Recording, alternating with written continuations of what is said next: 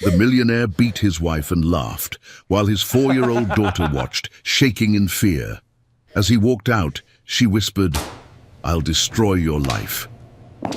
18 years later, she walked into court as a lawyer and faced her father as his worst nightmare. "Hi, my beautiful family. May the Lord bless your heart with peace, your soul with strength, and your home with endless joy. May every closed door be replaced with a better one, and may love always find you. If this is your first time here, don't scroll away. You're not just watching a story, you're stepping into a family full of love, healing, and truth. Stay, and let your heart feel at home. If my stories still touch your heart, drop a comment. Yes, I'm with my brother, Mr. Peter. Please like, comment, and share this with love. We're not just telling stories, we're building a legacy together as one beautiful family. June 1999. The courthouse smelled of disinfectant and broken dreams, but Aretha Rice had never breathed sweeter air. She sat on the wooden bench outside Family Courtroom B, her hands trembling as she smoothed the wrinkles from her best blue dress, the one George had always hated because it made her feel beautiful. 4-year-old Amber pressed against her side, clutching a worn stuffed rabbit named Coco, her dark eyes wide with the kind of understanding no child should possess. "Mama, is Daddy going to yell again?" Amber whispered, her small voice cutting through the morning silence like a prayer for peace. Aretha's heart shattered and mended simultaneously. She gathered her daughter closer, inhaling the sweet scent of Johnson's baby shampoo that still clung to Amber's carefully braided hair. "No, baby girl, today is the day we get to be safe. Today is the day we get to be free." The heavy wooden doors of the courtroom creaked open, and Aretha's lawyer, Mrs. Patricia Henderson, emerged with a file folder thick enough to tell the story of 18 months of hell. Behind her came George Thomas, his face twisted in the familiar mask of barely controlled rage that had haunted Aretha's nightmares for years. George's expensive suit couldn't hide what he truly was, a man who believed love meant ownership, who confused fear with respect. His lawyer, a sharp-faced woman in designer heels, whispered urgently in his ear as they passed. But George's attention was fixed on Aretha with the intensity of a predator sizing up prey. "This ain't over, Aretha," he hissed, his voice low enough that only she could hear. "You think some piece of paper is gonna protect you? You think—" "Mr. Thomas." The voice that cut through George's threat was quiet, but carried the weight of absolute authority. A young man in a charcoal grey suit stepped forward from the gallery seating, his presence somehow making the courthouse corridor feel safer. "I believe your attorney needs to speak with you." Aretha looked up to find herself staring into the kindest blue eyes she had ever seen. The stranger was tall, but not imposing, with sandy brown hair and the sort of gentle face that suggested he smiled more often than he frowned. He positioned himself casually between George and Aretha, his stance protective without being aggressive. George's jaw clenched, but something in the young man's steady gaze made him step back. "Come on," George's lawyer tugged at his sleeve. "We need to discuss the custody arrangements." As George stalked away, muttering threats under his breath, Aretha found herself alone with her daughter and the mysterious protector. Amber peeked out from behind her mother's dress, studying the stranger with the careful attention she gave to everything these days. "Thank you," Aretha said softly, her voice barely above a whisper. "You didn't have to." "Yes, I did." The man's smile was warm and genuine, reaching all the way to his eyes. "I'm Caspian Whitmore. I'm sorry, I was observing today as part of my family law training. I couldn't help but notice." He gestured vaguely toward where George had been standing. "Some men never learned how to treat a lady." Caspian. The name rolled through Aretha's mind like music. She had never met anyone named Caspian before, but it seemed to fit him perfectly, strong yet gentle, distinctive yet approachable. "I'm Aretha Rice," she replied, automatically extending her hand.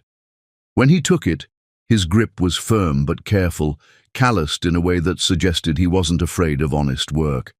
"And this is my daughter, Amber." "Hello, Miss Amber." Caspian crouched down to Amber's eye level, his voice taking on the special tone adults used when they actually liked children, not just tolerated them. "That's a very pretty rabbit you have there. What's his name?" "Coco," Amber said shyly, holding up the stuffed animal. "He keeps the monsters away." Something flickered across Caspian's face. Pain, recognition, understanding. "Coco looks like a very brave rabbit. I bet he's excellent at keeping monsters away." Mrs. Henderson appeared at Aretha's elbow, her expression a mixture of triumph and exhaustion. "Aretha, honey, we need to go back in. The judge is ready to finalize everything." Aretha's stomach churned. This was it, the moment that would determine whether she and Amber would truly be free or whether George would continue to control their lives through court-mandated visitation and shared custody. "Mrs. Rice." Caspian stood, his expression serious. "May I walk you in?" Sometimes it helps to have a friendly face in the gallery. Aretha studied his face, searching for any sign of the ulterior motives she had learned to expect from men. But all she saw was genuine concern and a quiet strength that reminded her of her father, who had died when she was 17.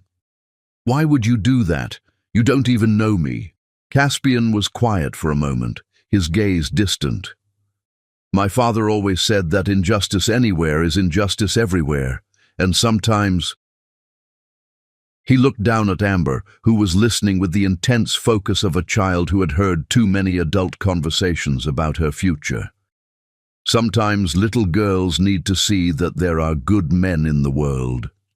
The words hit Aretha like a physical blow, not because they hurt, but because they carried a hope she had almost forgotten how to feel. When was the last time someone had thought about what Amber needed? When was the last time a man had considered her daughter's well-being without being asked? "Okay," she whispered. "Thank you."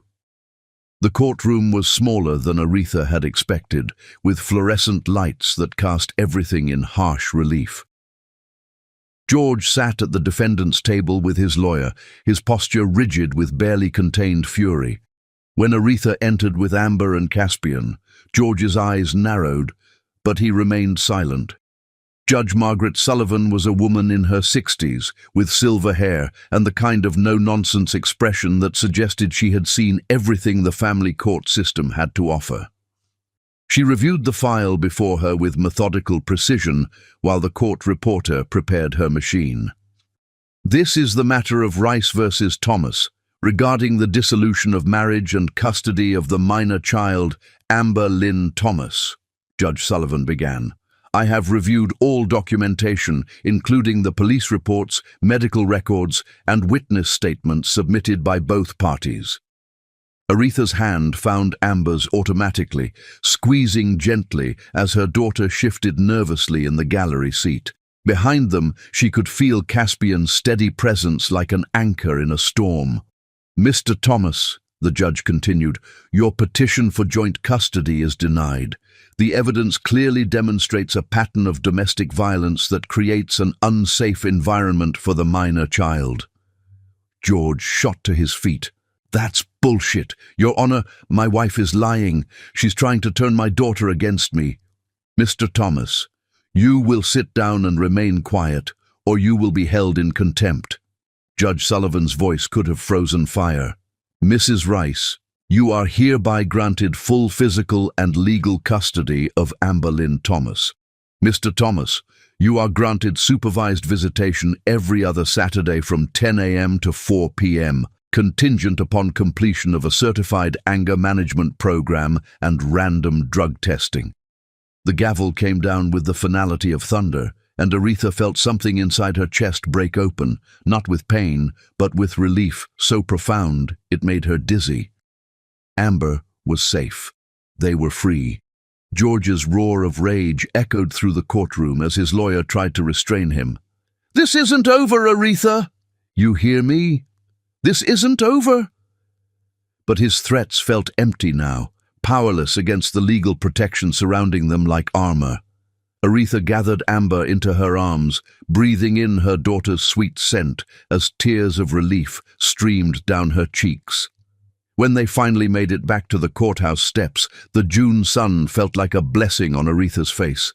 Atlanta spread out before them, a city full of possibilities, a place where they could build a new life without fear. Mrs. Rice. Caspian appeared beside them, his expression gentle. Do you need a ride anywhere? I could call you a cab or... We're okay, Aretha said quickly, then softened her tone. But thank you. For everything. You didn't have to help us, but you did, and I... She trailed off, unsure how to express what his kindness meant to someone who had forgotten that kindness existed. Caspian reached into his jacket pocket and pulled out a business card. I know you have a lawyer already, but if you ever need anything, legal advice or just someone to call if he bothers you again, please don't hesitate. Aretha took the card, her fingers brushing his for just a moment.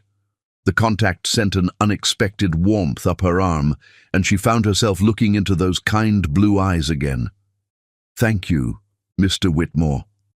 Caspian, he corrected gently, and it was my pleasure, Mrs. Rice. As they walked away, Amber's hand secure in hers, Aretha tucked the business card carefully into her purse. She didn't know why, but something told her she would see Caspian Whitmore again. And for the first time in years, that possibility didn't frighten her. Chapter 2. New Beginnings. August 1999, the smell of jasmine and hope filled the air as Aretha Rice turned the key to apartment 2B for the very first time. 2 months had passed since the courthouse victory, and the small one-bedroom apartment in East Atlanta felt like a palace compared to the prison she had escaped. Sunlight streamed through windows that had never witnessed violence, casting golden rectangles across hardwood floors that had never been stained with tears of fear. "Mama, is this really ours?" Amber asked, her voice filled with wonder as she ran her small hands along the freshly painted walls. At 4 years old, she had learned to whisper in their old house, but here her voice could ring out like church bells. "Yes, baby girl, this is our home, our safe place." Aretha knelt beside her daughter, pulling her into an embrace that smelled of new beginnings and Johnson's baby lotion. "No one can hurt us here." The apartment wasn't much, just one bedroom that they would share, a tiny kitchen with appliances from the 70s, and a living room barely large enough for the second-hand furniture Aretha had bought with her savings. But it was theirs, paid for with the money she earned cleaning office buildings at night and helping Mrs. Chen at Magnolia Dreams flower shop during the day. Aretha had discovered the flower shop 3 weeks after the divorce was finalized, when she was walking Amber to the nearby playground and noticed the help wanted sign in the window. Mrs. Chen, a 70-year-old Chinese immigrant with arthritic hands and a heart bigger than Georgia, had taken one look at Aretha's desperate expression and hired her on the spot. "You have gentle hands," Mrs. Chen had said in her accented English, watching Aretha arrange a bouquet of yellow roses. "Flowers know when someone has suffered. They bloom better for those who understand beauty after pain." Working with flowers had become Aretha's therapy. Each morning she would arrive at the shop before dawn, preparing arrangements for weddings, funerals, and everyday celebrations. The work required patience, creativity, and a delicate touch, skills she had developed during 18 months of walking on eggshells around George's explosive temper. Today, however, her peaceful routine was interrupted by a crisis that had nothing to do with flowers. Her 1987 Honda Civic, the car that had carried her and Amber to freedom, had finally given up the ghost in the flower shop parking lot. The mechanic, a greasy man named Bob, with wandering eyes and flexible ethics, claimed the repairs would cost $800. Money Aretha simply didn't have. "Mrs. Rice, you sure you want to put that much money into this old thing?" Bob asked, leaning against the counter of his auto shop like he was doing her a favor. I got a buddy who might be interested in buying it for parts. Course it wouldn't be much, maybe $200. Aretha's heart sank. $200 wouldn't even cover a down payment on another used car, and without transportation, she couldn't get to work. Without work, she couldn't pay rent. The walls of her new freedom suddenly felt like they were closing in. That evening, as she tucked Amber into their shared bed, her daughter's innocent question broke her heart. "Mama, why are you crying?" "I'm not crying, baby girl. Mama's just tired." But Amber, wise beyond her 4 years, reached up and touched the tears on Aretha's cheek. "It's okay to cry sometimes. Coco told me so." The next morning, desperate and running out of options, Aretha remembered the business card tucked in her wallet. Caspian Whitmore had said to call if she needed legal advice, and technically, this was a legal matter. Bob's estimate seemed suspiciously high, and she had a feeling he was trying to take advantage of a single mother with no other options. Caspian's law office was located in a renovated Victorian house in the Grant Park neighborhood, painted sage green with white trim and surrounded by oak trees that had witnessed Atlanta's entire history.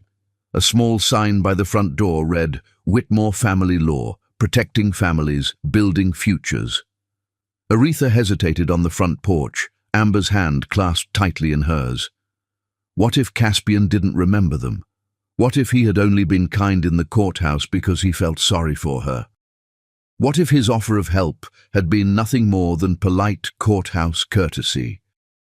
But before she could lose her nerve and turn away, the front door opened, and Caspian Whitmore appeared with a briefcase in one hand and a travel mug of coffee in the other. He was dressed more casually than he had been in court, khaki pants and a light blue button-down shirt that made his eyes look like summer sky. Mrs. Rice.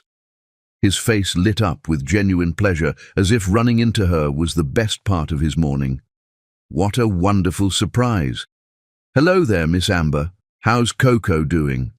Amber beamed, pulling her stuffed rabbit from her small backpack. "He's good. He helped me be brave on the first day of preschool." "Preschool, huh? That's a big step. Are you learning lots of important things?" "I'm learning to write my name. Want to see?" Amber was already digging in her backpack for the paper she'd been practicing on. Aretha watched the interaction with a mixture of amazement and something that felt dangerously close to longing. George had never shown genuine interest in Amber's accomplishments. He had seen their daughter as an extension of his property, not as a person with her own thoughts and dreams. "That's beautiful handwriting, Amber," Caspian said seriously, examining the paper covered with crooked letters. "You're going to be ready for kindergarten before you know it." "Mr. Whitmore," Aretha began hesitantly, "I'm sorry to bother you, but you said, if I ever needed legal advice." "Of course. Please come in. And it's Caspian, remember?" His office was exactly what Aretha had expected, warm, inviting, and filled with books. A large mahogany desk dominated one corner, but the rest of the space was arranged like a living room, with comfortable chairs and a coffee table scattered with legal magazines and children's books. In one corner sat a small play area with blocks, coloring books, and a miniature table and chairs. A framed photograph on his desk showed Caspian holding the beautiful toddler he had mentioned, a little girl with curly blonde hair and bright blue eyes. "Is that your daughter?" Aretha asked, gesturing toward the photograph. Something shifted in Caspian's expression, pain, loss, and overwhelming love all mixed together. "Yes, that's Evangeline. We call her Evie. She's 2.5. She's beautiful. She has your eyes. She has her mother's everything else," Caspian said quietly, then seemed to shake himself back to the present. "But please, tell me what's going on. How can I help?" Aretha explained the situation with her car and the mechanic's suspicious estimate. As she talked, Caspian took notes, asked thoughtful questions, and never once made her feel foolish for seeking help with something so mundane. $800 for a transmission repair on a 12-year-old Honda. Caspian frowned, tapping his pen against his notepad. That does seem excessive. Do you have the written estimate? Aretha pulled the crumpled paper from her purse and Caspian studied it carefully. As he read, Amber wandered over to the children's area and began building a tower with colorful blocks. Mrs. Rice, Aretha, I think you're right to be suspicious. This estimate includes several repairs that probably aren't necessary, and the labor charges are inflated. Would you be comfortable if I made a few phone calls? I know some honest mechanics in the area. I can't afford to pay you for your time, Aretha said quietly, embarrassment coloring her cheeks. I'm sorry, I shouldn't have... Stop. Caspian's voice was gentle but firm. You're not paying me anything. Sometimes helping someone is payment enough. An hour later, Caspian had arranged for Aretha's car to be towed to Murphy's Honest Auto Repair, where his friend Danny promised to give her a fair assessment. He had also written a strongly worded letter to Bob's auto shop, demanding they return her car without charge and threatening legal action if they refused. How did you learn to do that? Aretha asked as they walked toward the parking lot behind his office. Do what? Make people listen. Make them take you seriously. Caspian was quiet for a moment, considering her question. My father was a civil rights lawyer back in the 60s and 70s. He taught me that the law should protect people, not exploit them. He used to say that every person deserves dignity, regardless of their bank account or their past. They reached his car, a modest blue sedan that looked reliable but not flashy. As he unlocked the doors, Aretha caught sight of a car seat in the back. Where is Evie today? With my neighbor, Mrs. Patterson. She watches Evie when I have court or client meetings. He paused, his hand on the car door. Her mother died when she was born. Complications during delivery. So it's just the two of us now. The pain in his voice was raw and immediate, the kind of grief that time softens but never fully heals. Aretha recognized it because she carried her own version, not from death, but from the loss of innocence, of trust, of the person she had been before George's fists taught her to flinch. I'm sorry, she said softly. That must be incredibly difficult. Some days are harder than others, but Evie, she's amazing. She's got this laugh that could cure anything, and she's stubborn as a mule when she wants something. She keeps me going. As he drove them to Murphy's Auto Repair, Amber chattering happily in the back seat about her new blocks creation, Aretha found herself studying Caspian's profile. There was something peaceful about being in a car with a man who didn't drive aggressively, who didn't curse at other drivers, who made sure everyone was wearing their seatbelt before starting the engine. Can I ask you something? She said as they waited at a red light. Why are you being so kind to us? You don't know us. We're strangers. Caspian glanced at her, then back at the road as the light turned green. Maybe that's exactly why. Sometimes strangers are the easiest people to help because there are no complications, no expectations, just one person helping another person because it's the right thing to do. Danny Murphy turned out to be a bear of a man with grease under his fingernails and honesty in his eyes. After examining Aretha's car for 30 minutes, he delivered the verdict. The transmission was fine, but she needed a new alternator and battery, total cost, including labor, $250. That other guy was trying to rob you blind, Danny said, shaking his head in disgust. There's nothing wrong with your transmission that a good alternator won't fix. As Aretha wrote out a check for the repairs, using almost all of her carefully saved emergency fund, she felt a hand on her shoulder. Caspian stood beside her, his expression serious. Let me pay for this. Absolutely not. Aretha, please, consider it a loan if that makes you feel better. You can pay me back whenever you're able. She turned to face him fully, studying his face for any sign of the ulterior motives she had learned to expect. But all she saw was genuine concern and a desire to help that seemed to come from someplace deep and honest. "Why?" she whispered. "Because you deserve someone in your corner. Because Amber deserves to see her mother treated with respect. Because sometimes the universe puts people in our path for a reason." Aretha looked over at Amber, who was showing Danny her stuffed rabbit and explaining in great detail about Coco's monster-fighting abilities. Her daughter was laughing, completely unafraid, trusting in a way that Aretha had forgotten was possible. "Okay," she said finally, "but it's a loan. I will pay you back." "Deal."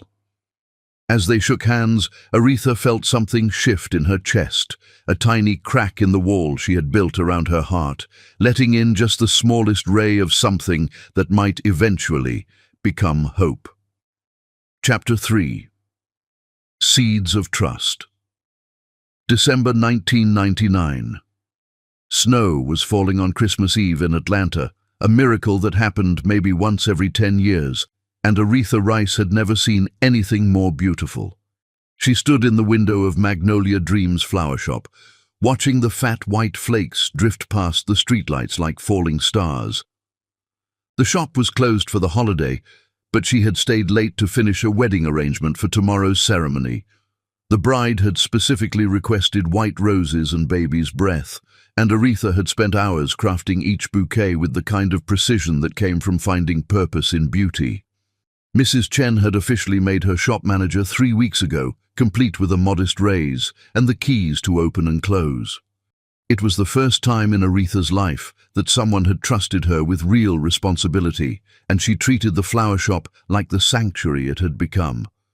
4 months of working with flowers had taught her that beauty could bloom anywhere, even in the harshest conditions. The winter roses in the cooler had survived frost and cold to produce the most exquisite petals, and sometimes Aretha felt like those roses, damaged but not destroyed, scarred but still capable of something beautiful. The bell above the door chimed, letting in a swirl of cold air and snowflakes. Aretha turned, expecting to see Mrs. Chen returning for something she had forgotten, but instead found Caspian Whitmore standing in the doorway with a small blonde child bundled in a bright red coat. "I'm sorry," he said quickly, snow dusting his dark hair. "I saw the lights on and thought you might still be open. We can come back tomorrow." "No, please, come in." Aretha set down her floral shears and moved toward them, noting how the little girl clung to Caspian's hand. "You must be Evie." The child peered out from behind her father's legs, taking in Aretha's gentle expression and the flower shop's magical atmosphere. At 2.5, Evie Whitmore was exactly as beautiful as her photograph had suggested, with blonde curls escaping from beneath a knitted hat and eyes that mirrored her father's kindness. "Daddy, it smells like Mama's garden," Evie whispered, her voice filled with wonder. Caspian's face tightened with pain so brief that Aretha might have missed it if she hadn't learned to recognize grief in all its forms. "Serafina loved gardening," he explained quietly. "She grew the most incredible roses." "What kind?" Aretha asked, leading them deeper into the shop where the warmth could chase away the winter chill. "White roses mostly. David Austin varieties, Iceberg, and Winchester Cathedral." She said they reminded her of wedding dresses and first communions and all the pure moments in life.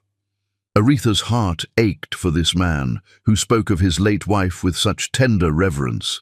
She moved to the cooler and carefully selected 3 perfect white roses, arranging them with sprigs of holly and white ribbon. "For Serafina," she said simply, handing him the small bouquet.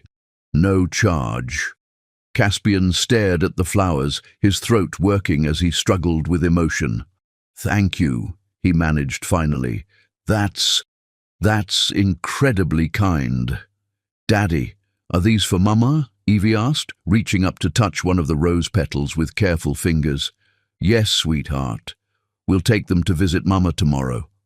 Aretha felt her eyes burn with tears she couldn't shed in front of this brave little girl who would spend Christmas morning at her mother's grave.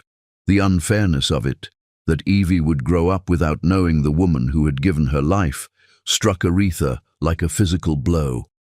"Would you like some hot chocolate?" she asked impulsively. "I was just making some for myself." She had been doing no such thing, but the lie seemed necessary. Caspian looked like he needed warmth and companionship, and Evie's small face was red with cold, despite her winter coat. "We don't want to impose." "You're not imposing. Please." Aretha led them to the small break room behind the shop, where she kept a hot plate and a few basic supplies.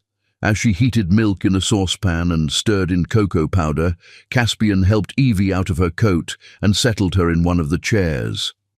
"Mrs. Rice, where's your little girl?" Evie asked, accepting a mug of hot chocolate topped with tiny marshmallows. "Amber is with her grandmother in Savannah for Christmas," Aretha explained. "My mama wanted to spoil her with presents and sweet potato pie." The truth was more complicated. Delilah May Rice had insisted on taking Amber for the holidays, partly to give Aretha a break, and partly because she worried that her daughter was working too hard and forgetting how to enjoy life. "You need to remember you're only 31 years old," her mother had said. "You got many years left to live, baby girl. Don't spend them all looking backward." "Are you lonely without her?" Evie asked with the directness that only small children possessed. "A little," Aretha admitted, surprised by the child's insight. "But I have the flowers to keep me company." "Flowers are good friends," Evie agreed seriously. "They don't yell or break things." The innocent comment hung in the air like a physical presence, and Aretha saw Caspian's expression sharpen with understanding. This child, despite her young age, had learned the same lesson that Amber had, that some people were safe and some people weren't, that loud voices and broken things were warnings to be feared. "No, sweetheart," Aretha said gently. "Good friends never yell or break things. Good friends are gentle and kind." She glanced at Caspian and found him watching her with an expression she couldn't quite read. There was admiration there and something deeper, a recognition that passed between two people who had both learned to value gentleness because they had known its absence. "Evie," Caspian said suddenly, "would you like to help Mrs. Rice with her flowers? I bet she could teach you how to make a bouquet." "Really?" Evie's face lit up with excitement. "I can touch them." "Of course you can touch them. Just be gentle like your daddy taught you." For the next hour, Aretha guided Evie through the basics of flower arranging, showing her how to cut stems at an angle, how to strip leaves that would sit below the waterline, and how to arrange different blooms for the best effect. Evie was a natural, her small hands surprisingly steady as she placed each flower with careful consideration. Caspian watched from a nearby chair, occasionally offering encouragement, but mostly just observing the way his daughter bloomed under Aretha's patient instruction. There was something magical about watching these two people, one small and innocent, one scarred but healing, create beauty together. "Look, Daddy!" Evie held up a small arrangement of red carnations and white baby's breath. "I made Christmas flowers." "They're absolutely beautiful, sweetheart. Mrs. Rice is an excellent teacher." "Can we come back and make more flowers?" Evie asked, looking between her father and Aretha with hopeful eyes. "If Mrs. Rice doesn't mind having visitors," Caspian said carefully. "I would love that," Aretha replied, and meant it completely. The snow was falling harder when they finally prepared to leave, coating Atlanta in a blanket of white that transformed the familiar city into something from a fairy tale. Caspian bundled Evie back into her coat, while Aretha wrapped the child's flower arrangement in tissue paper. "Thank you," Caspian said as they stood by the door, "for the flowers, for the hot chocolate, for being so wonderful with Evie. This has been the best part of our Christmas Eve." "Thank you for stopping by. I didn't realize how much I needed the company."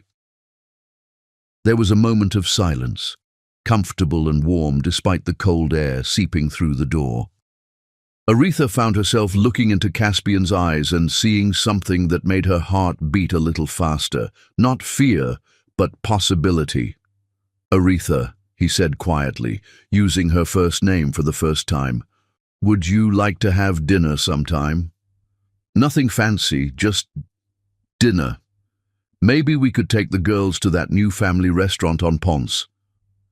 The question hung between them like a bridge she could choose to cross or leave unbuilt. 6 months ago, the thought of having dinner with a man would have sent her into a panic attack.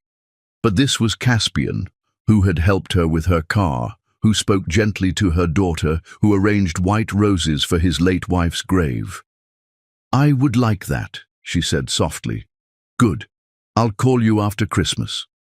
As they walked toward his car, Evie turned back to wave at Aretha through the shop window. "Bye, Miss Aretha. Thank you for teaching me about flowers." Aretha waved back, watching as Caspian carefully buckled his daughter into her car seat and brushed snow off his windshield. When they drove away, their taillights disappearing into the swirling snow, she remained at the window for a long time. For the first time since her divorce, Christmas Eve didn't feel lonely. Instead, it felt like the beginning of something she didn't dare name yet, something fragile and precious that would need careful tending to grow. Like flowers in winter, love required patience, protection, and faith that spring would eventually come. Outside, the snow continued to fall, covering the world in white roses made of ice and possibility. Chapter 4. Blooming Hearts. Spring 2000.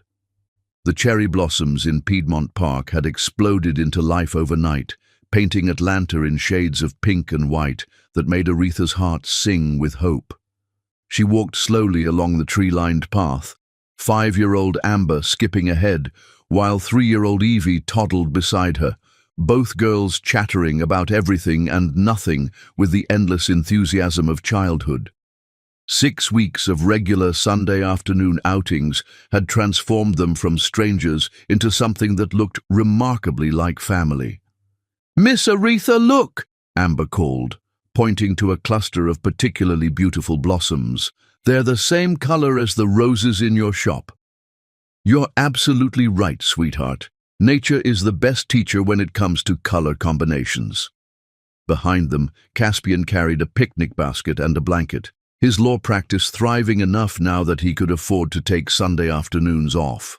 The winter months had been kind to both of them. Aretha's promotion to assistant manager at Magnolia Dreams had come with another small raise, and Caspian had won a high-profile custody case that brought several new clients to his practice. More importantly, they had grown comfortable with each other in the way that came from spending time together without pressure or expectations. Their Sunday outings had become sacred, sometimes the park, sometimes the zoo, occasionally the children's museum downtown, always with both girls, always casual, always ending with the warm knowledge that they would see each other again the following week. "Daddy, can we feed the ducks today?" Evie asked, tugging on Caspian's free hand. "That's exactly what we're going to do, Princess. I brought a whole bag of duck food."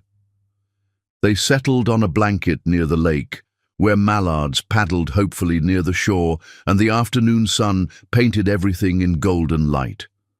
Aretha had packed sandwiches and fruit, while Caspian contributed homemade cookies that his neighbor Mrs. Patterson had taught him to bake. "These are incredible," Aretha said, biting into a chocolate chip cookie that was somehow both crispy and chewy. "You made these yourself?" "Don't sound so surprised," Caspian laughed. "I'm a man of many hidden talents." "Name 3, Aretha challenged, enjoying the easy banter that had developed between them. "Well, I can bake cookies, I can change a tire in under 10 minutes, and I can sing every song from The Little Mermaid from memory." "Daddy sings when he gives me baths," Evie announced proudly. "He's really good at the crab song." "The crab song?" Aretha raised an eyebrow. "Under the Sea," Caspian sang in a surprisingly good Caribbean accent, making both girls dissolve into giggles. "Under the sea, darling, it's better down where it's wetter. Take it from me." Aretha found herself laughing harder than she had in years, watching this serious attorney singing Disney songs in the middle of a public park without a trace of self-consciousness. It was such a contrast to George, who had considered any display of joy or silliness to be beneath his dignity. "Your turn," Caspian said when the girls had run off to chase butterflies. 3 hidden talents. Aretha considered this seriously. "I can speak Spanish fluently, I can make a mean sweet potato pie, and I can name every flower in this park." "Spanish? Really? How did you learn?" "My first job after high school was at a hotel downtown. Half the housekeeping staff spoke Spanish, and they taught me during our breaks. I loved learning about their families, their traditions." She paused, watching Amber and Evie examining something in the grass. "It was the first time I realized how big the world was beyond my little corner of Georgia." "What made you stop working at the hotel?" The question was casual, but Aretha heard the deeper curiosity behind it. She had shared pieces of her story with Caspian over the past months, but never the complete picture of how George had systematically isolated her from friends, jobs, and independence. "I met George," she said simply. "He didn't like me working there, said it wasn't appropriate for his girlfriend to be cleaning up after strangers." Caspian's jaw tightened almost imperceptibly. "So you quit?" "I was 19 and thought I was in love. I thought he was protecting me." She picked at the grass beside the blanket, remembering the girl she had been, naive, trusting, desperate to be loved. He had this way of making his controlling behavior seem romantic. He wanted to take care of me, provide for me.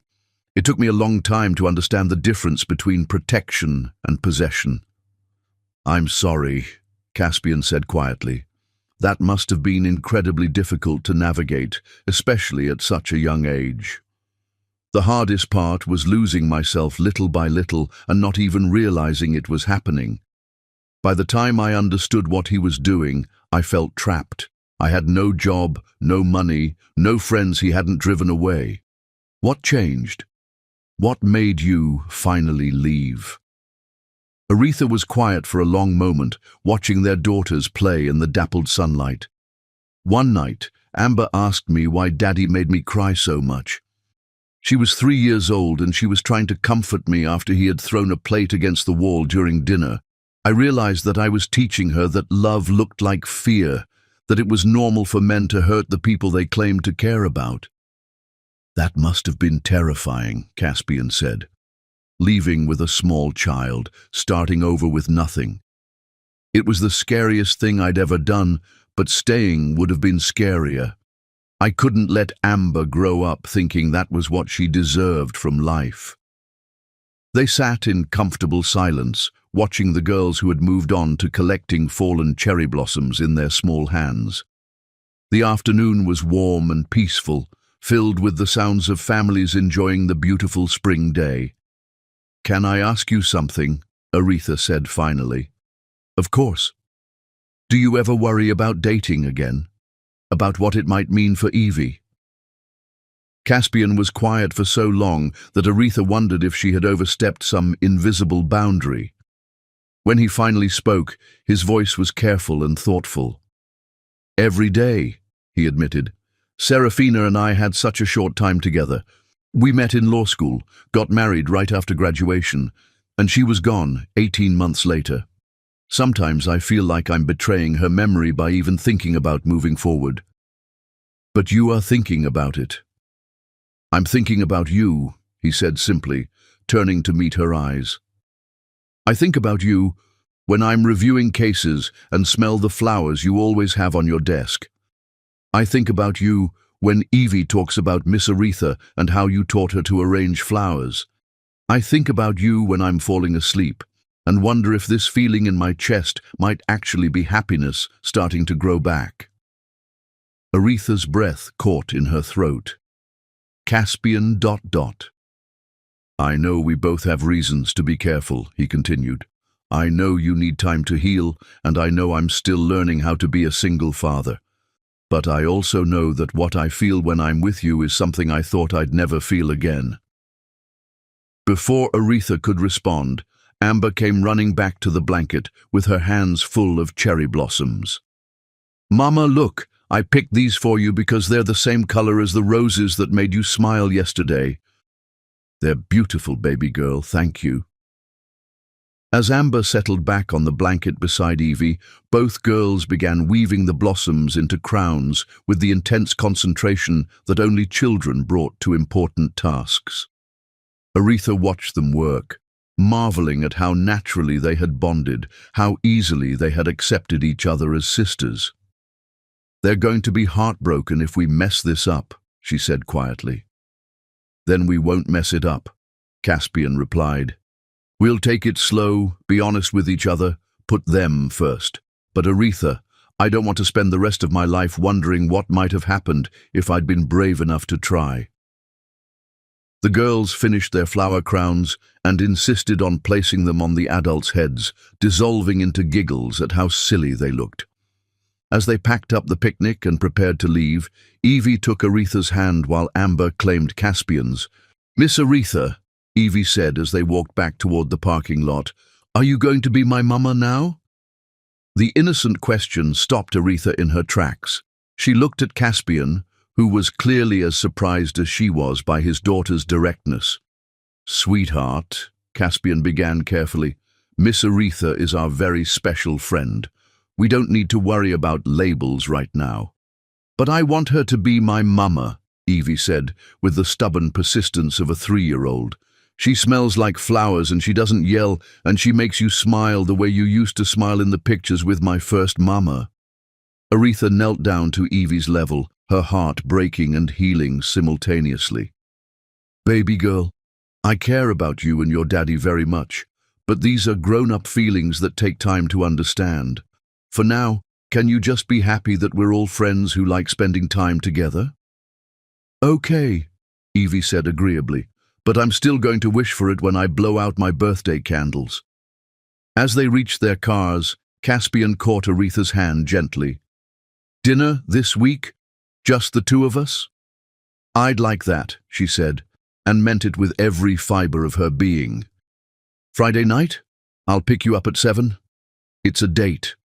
The words hung in the air between them, full of promise and possibility.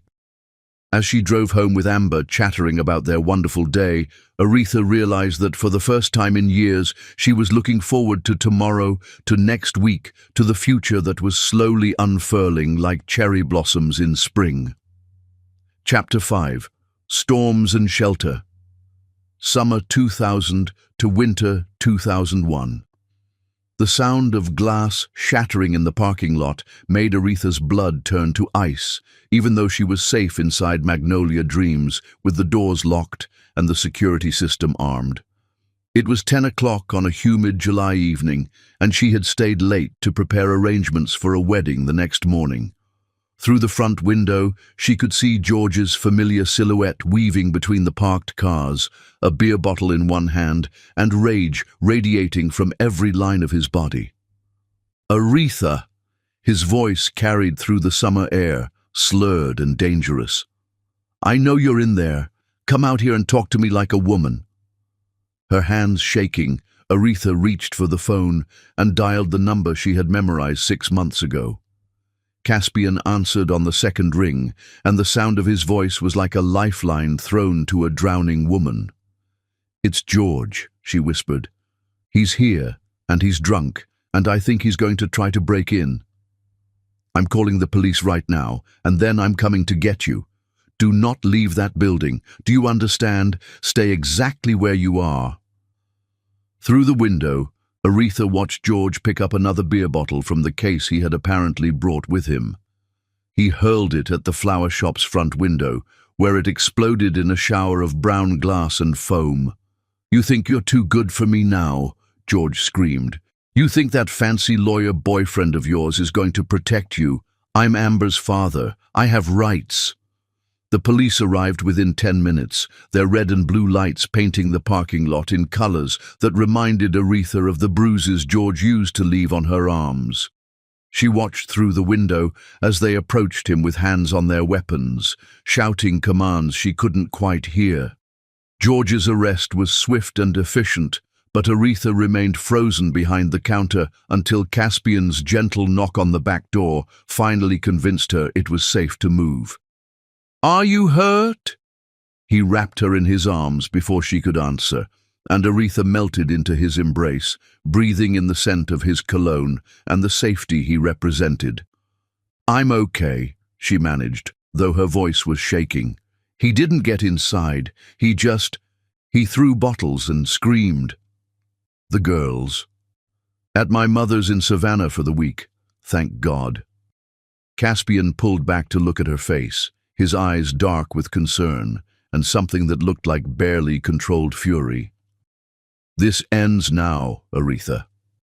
Tomorrow morning, we're filing for a restraining order modification, and I'm going to make sure he understands that harassing you has legal consequences." "He'll just get angrier." "Let him get angry. Anger behind bars can't hurt you." They sat in his car in the parking lot while the police finished their report, Aretha's head on Caspian's shoulder as she tried to stop shaking. 6 weeks of dating had deepened their relationship into something steady and sure, built on shared Sunday dinners, late-night phone calls, and the growing certainty that what they felt for each other was real and lasting. "I'm sorry," she whispered. "For what? For bringing this chaos into your life, for putting you and Evie in danger just by being with you." Caspian turned to face her fully, his hands gentle on her shoulders. "Aretha Marie Rice, you listen to me. You are not responsible for his behavior. You are not chaos. You are the best thing that has happened to me and Evie since Serafina died, and I will not let that man make you believe otherwise." The use of her full name, spoken with such fierce tenderness, broke something loose in Aretha's chest. She had been holding her breath for months, waiting for Caspian to realize that loving her came with complications, that her past would always cast shadows on their future. "I love you," she said, the words tumbling out before she could stop them. "I love you, and that terrifies me because I don't know how to love someone without losing myself." "Then we'll learn together," Caspian said simply, "because I love you too, and I'm not going anywhere." Their first real kiss happened in the parking lot of a flower shop, surrounded by broken glass, tasting of salt tears and promises they were finally brave enough to make. By Christmas 2000, their lives had woven together so completely that Aretha could barely remember what loneliness felt like. She woke up in her own apartment on Christmas morning, but within an hour she was at Caspian's house, helping him make pancakes while Amber and Evie tore through presents with the single-minded determination of children who had been very, very good all year. "Daddy, look!" Evie held up a dollhouse that Caspian had spent 3 weeks assembling in secret. "It has real tiny furniture." "Miss Aretha, thank you for the flower kit." Amber clutched her children's gardening set, complete with seeds, small tools, and a watering can decorated with sunflowers. Caspian's house was a modest 2-story colonial in the Virginia Highland neighborhood, with hardwood floors, a fireplace that actually worked, and a backyard big enough for the garden Aretha had been dreaming about. More importantly, it felt like home in a way that her apartment never had. Lived in and loved, filled with laughter and the comfortable chaos of family life. "There's one more present," Caspian said, after the girls had settled down to play with their new toys. He pulled a small wrapped box from behind the Christmas tree, his expression nervous and hopeful. Aretha's heart stopped. The box was the wrong size for an engagement ring, but after 8 months together, she had begun to wonder if they were moving towards something permanent. Inside was a key, brass, newly cut, attached to a keychain shaped like a magnolia blossom. "It's not what you think," Caspian said quickly. I mean, it is what you think, but not what you think. He took a deep breath and tried again. I want you and Amber to move in with me and Evie. I want us to be a family officially. I want to wake up with you every morning and fall asleep with you every night. I want to help Amber with her homework and teach her how to ride a bike. I want Evie to have a mother who loves her as much as I do. Aretha stared at the key, her vision blurring with tears she couldn't control. Caspian ... I know it's a big step. I know we haven't talked about marriage yet, and I don't want you to think I'm pressuring you. This is about us building something together, taking our time, seeing how we work as a family before we make it legal. What about Serafina? The question came out smaller than Aretha intended, but it had been weighing on her heart for months. Caspian was quiet for a moment, considering how to answer. Serafina will always be Evie's first mother, and I will always love the memory of what we had. But you are going to be Evie's real mother, the one who teaches her about flowers and forgiveness, who braids her hair and helps her navigate heartbreak and celebrates her victories. Serafina gave Evie life, but you're going to give her everything that comes after. Through the doorway to the living room, they could hear the girls playing together, their voices mixing in the kind of harmony that suggested they had been sisters all their lives. What do the girls think about this idea? Aretha asked. Why don't we ask them? Caspian called to the living room. Amber, Evie, can you come here for a minute? The girls appeared in the kitchen doorway, Evie carrying her new doll and Amber still wearing the gardening gloves from her kit. How would you two feel if Miss Aretha and Amber came to live with us? Caspian asked. If we all lived in the same house like a real family. Yes, Evie shouted, launching herself at Aretha with enough force to nearly knock her off her chair. I want Miss Aretha to be my mama forever and ever. Amber was more reserved, studying the adults with the careful consideration of a child who had learned not to trust promises too quickly. Would we still be safe?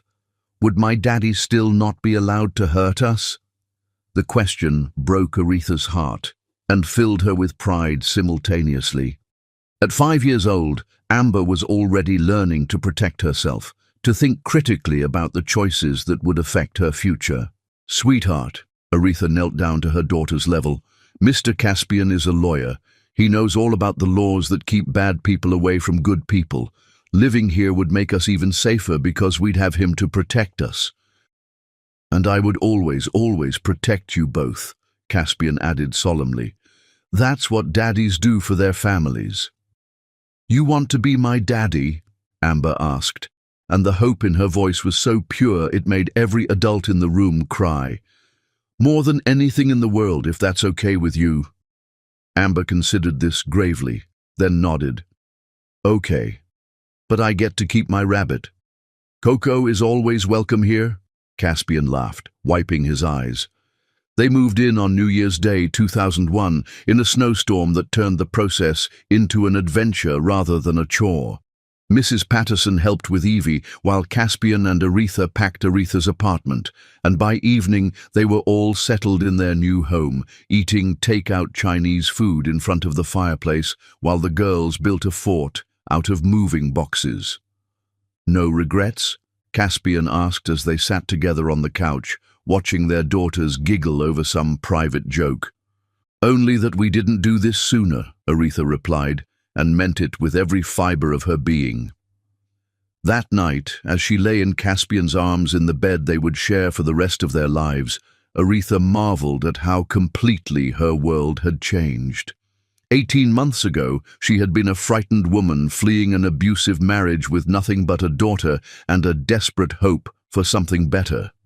Now she had a man who loved her scars as much as her strength, a daughter who was thriving in an environment of unconditional love, and a stepdaughter who had claimed her as mama with the fierce certainty of a child who knew she was wanted. Outside, the snow continued to fall, covering the world in white promise, Inside, four people who had found each other against all odds settled into the rhythm of forever. Chapter 6. Building Dreams.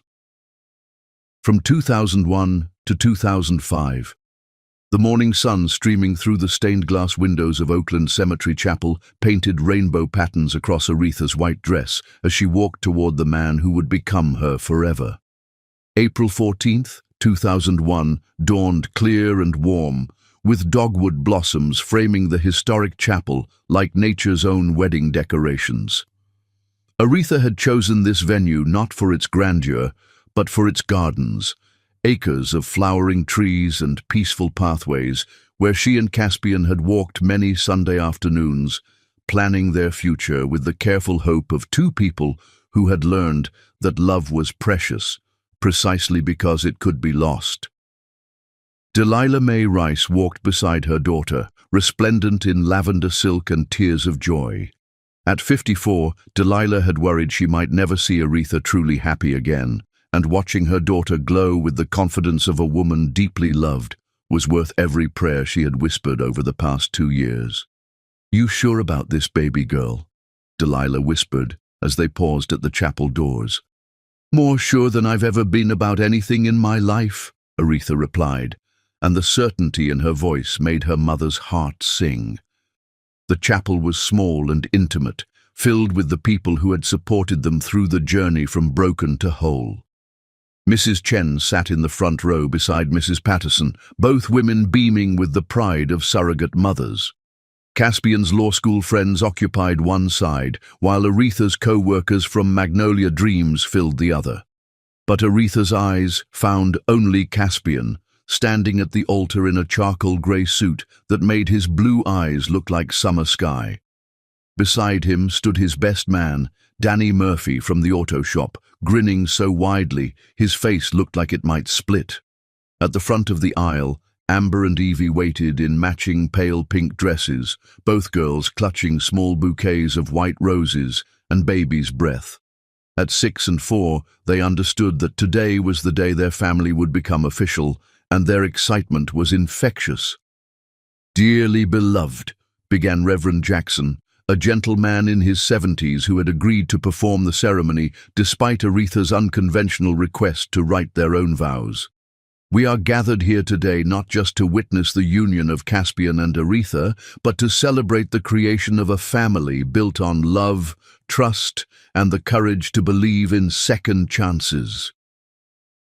When it came time for vows, Caspian spoke first, his voice steady despite the tears in his eyes. "Aretha, when I met you, I was a man learning to live with half a heart. You didn't just heal what was broken. You showed me that love could be bigger than loss, stronger than fear, and deeper than I ever imagined possible.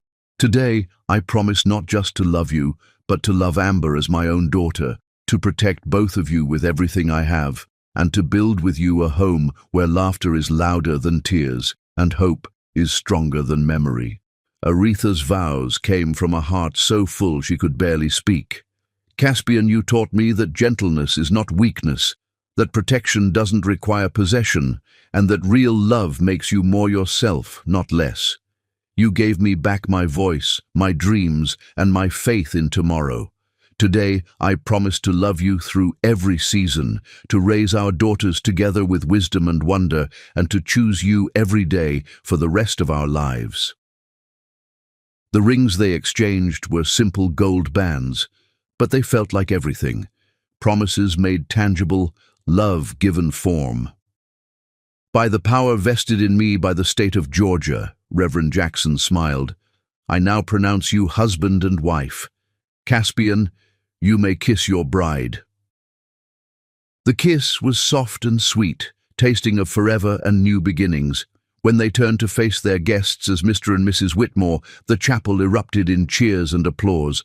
But the most magical moment came during the recessional, when Amber tugged on Caspian's jacket and whispered, "Can I call you Daddy now?"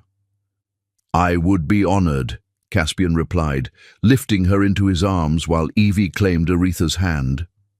The reception was held in the chapel gardens, with tables scattered beneath flowering dogwood trees and string lights twinkling overhead like captured stars. Mrs. Chen had insisted on providing the flowers, cascading arrangements of white roses, peonies, and jasmine that filled the evening air with perfume. During their first dance to Etta James's At Last, Aretha marveled at how perfectly she fit in Caspian's arms, how naturally they moved together, how completely right this all felt. "No regrets," he murmured in her ear. "Only that it took us so long to find each other," she replied. "We found each other exactly when we were supposed to," Caspian said. "Not a moment sooner, not a moment later." The years that followed passed like pages in a well-loved book, full of ordinary moments that felt extraordinary when shared with the right people. They bought a house in the Candler Park neighborhood in late 2001, a 1920s bungalow with hardwood floors, a front porch perfect for evening conversations, and a backyard large enough for Aretha's dream garden. The girls helped plant their first vegetables that spring, tomatoes, herbs, and flowers arranged in neat rows that would become wilder and more beautiful with each passing season. Caspian's law practice thrived as word spread about the attorney who genuinely cared about his clients' well-being beyond their legal problems. He specialized in family law and domestic violence cases, often working pro bono for women who reminded him of the scared but determined person Aretha had been when they first met. Aretha's career blossomed as well. When Mrs. Chen decided to retire in 2003, she sold Magnolia Dreams to Aretha for a price so reasonable it was essentially a gift. "This shop was always meant to be yours," the elderly woman said. "You understand that flowers are about more than beauty, they're about hope." Under Aretha's management, Magnolia Dreams became more than a flower shop. She hired 3 other women, all survivors of difficult circumstances, and created an environment where second chances bloomed as naturally as the roses in her coolers. The shop's reputation grew, earning contracts with several hotels and event venues across Atlanta. The girls flourished in their stable, loving environment. Amber excelled in school, showing particular aptitude for reading and writing, while Evie discovered a love for science and spent hours in the garden studying insects and plant growth patterns. In 2004, Caspian formally adopted Amber, a process that required George's consent. To everyone's surprise, George signed the papers without a fight. Prison had aged him, and the anger that had once defined him seemed to have burned itself out, leaving behind a tired man who finally understood that he had lost his family through his own choices. "I just want her to be safe," George said during the brief court hearing, "and I know she's safe with you." It was the first time Aretha had seen him in 3 years, and she felt nothing but pity for the broken man who bore little resemblance to the monster who had haunted her dreams. By 2005, their life had settled into the kind of comfortable rhythm that comes from deep contentment. Amber was 10 and already talking about becoming a lawyer like her daddy, while 8-year-old Evie announced her intention to become a flower scientist who would create new varieties of roses. Sunday dinners at Delilah's house in Savannah became monthly traditions, with the older woman spoiling her granddaughters and offering gentle wisdom to the young couple who had built something beautiful from the ashes of their separate sorrows. "You know what I love most about watching you two," Delilah said one evening as they sat on her front porch, watching the girls chase fireflies in the growing dusk. "What's that, Mama?" Aretha asked, settled comfortably in the porch swing with Caspian's arm around her shoulders. "You never stopped becoming. So many couples get married and think the work is done, but you two keep growing into better versions of yourselves. Caspian makes you braver, and you make him gentler, and both of you make those babies believe they can be anything they want to be." As they drove home that night, the girls asleep in the back seat and Atlanta's skyline glowing in the distance, Aretha reflected on how completely her world had transformed. 4 years ago, she had been a frightened single mother with no prospects and no hope. Now she was a successful businesswoman, a beloved wife, and a mother to 2 daughters who would never doubt their worth or accept less than they deserved. "What are you thinking about?" Caspian asked, reaching over to squeeze her hand. "Just counting my blessings," Aretha replied, "and wondering what we did to deserve this much happiness." "We survived," Caspian said simply. "We chose love over fear, hope over despair. We earned this happiness by refusing to let our past define our future." That night, as she tucked the girls into their beds and kissed her husband goodnight, Aretha offered a prayer of gratitude for the long road that had led her home to this life, these people, this love that felt as infinite as the Georgia sky. Tomorrow would bring new challenges, new joys, new opportunities to prove that families built on love and choice could be stronger than those bound only by blood. But tonight, she was simply grateful to be exactly where she belonged. Chapter 7. When Love is Tested, from 2005 to 2010. The words hung in the sterile hospital air like a death sentence. "Your husband needs immediate cardiac surgery, Mrs. Whitmore." Aretha stared at Dr. Martinez, her mind struggling to process what she was hearing. Just that morning, Caspian had been making pancakes for the girls, laughing at Evie's story about her science project, helping Amber with her math homework. Now he lay unconscious in the cardiac unit, machines monitoring every beat of the heart that had suddenly, without warning, nearly stopped working. "The good news is we caught it early," Dr. Martinez continued, her voice professionally gentle. "Mr. Whitmore is young and otherwise healthy. The surgery has an excellent success rate, but there are always risks."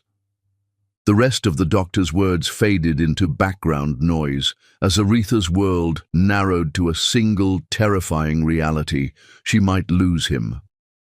After everything they had built together, after 4 years of marriage that had healed wounds she thought would never close, she might have to face life without the man who had taught her that love could be safe.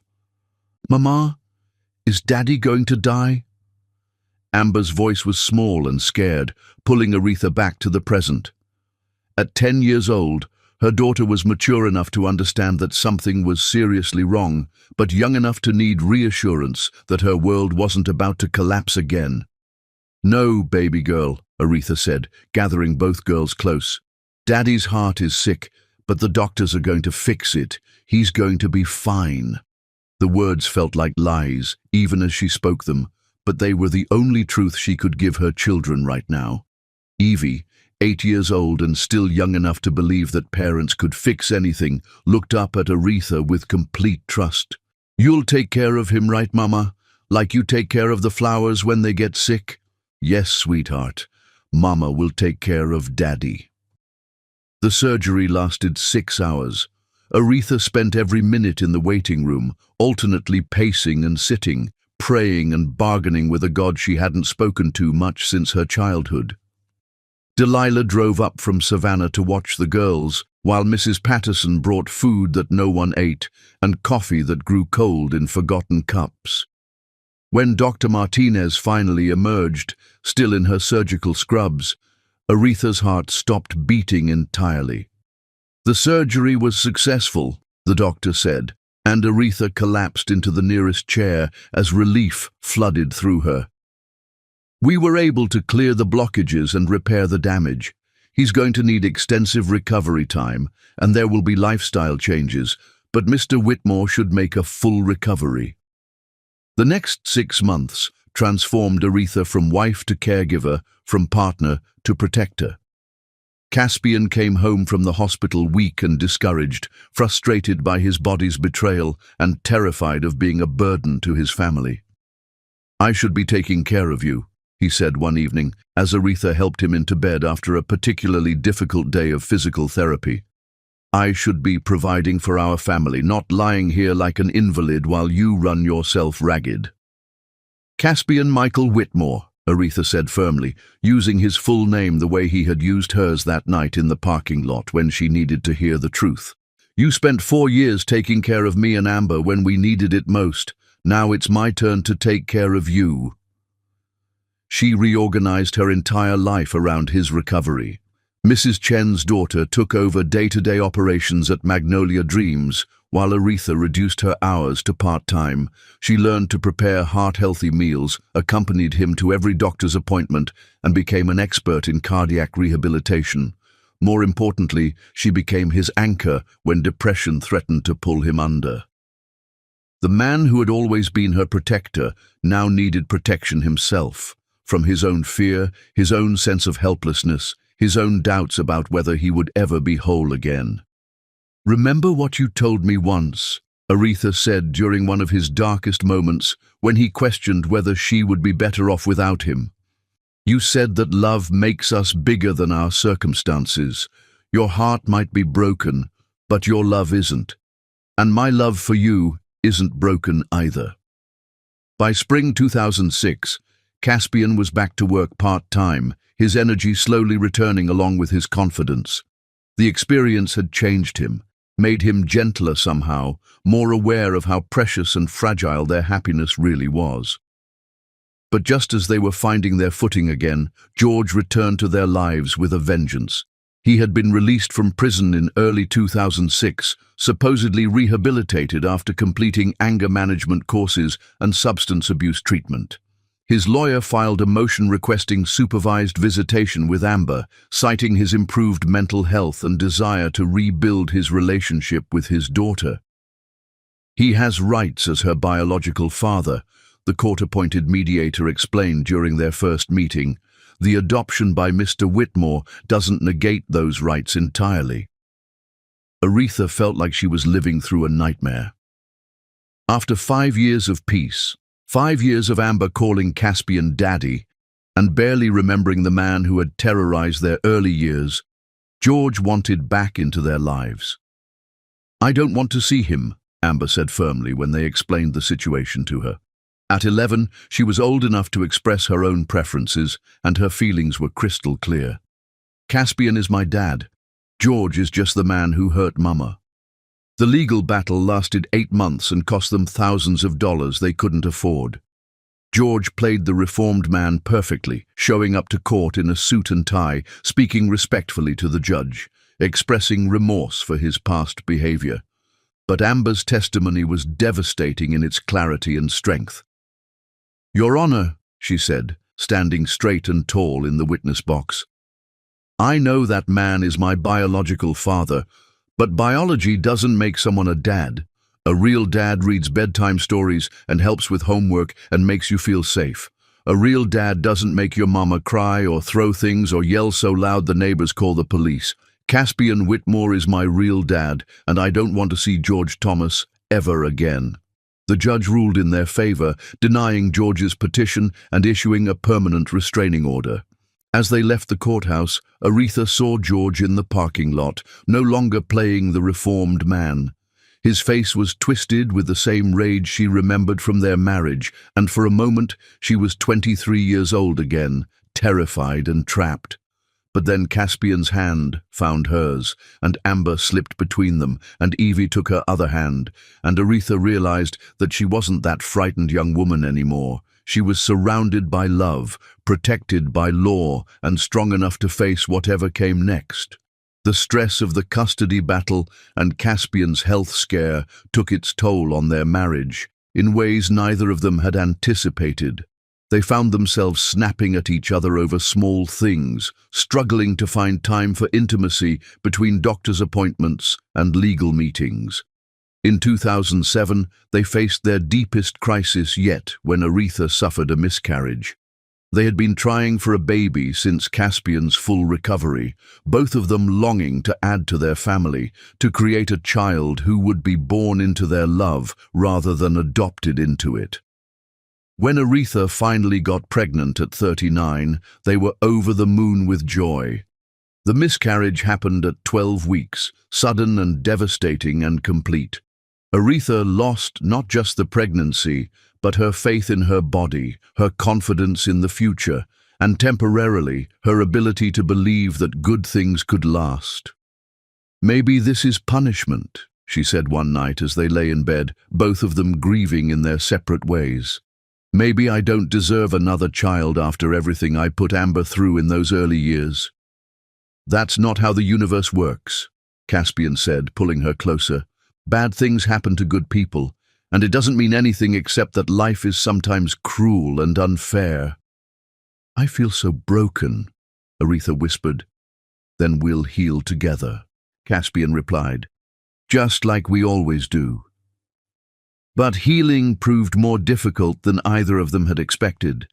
Aretha withdrew into herself, throwing herself into work to avoid dealing with her grief.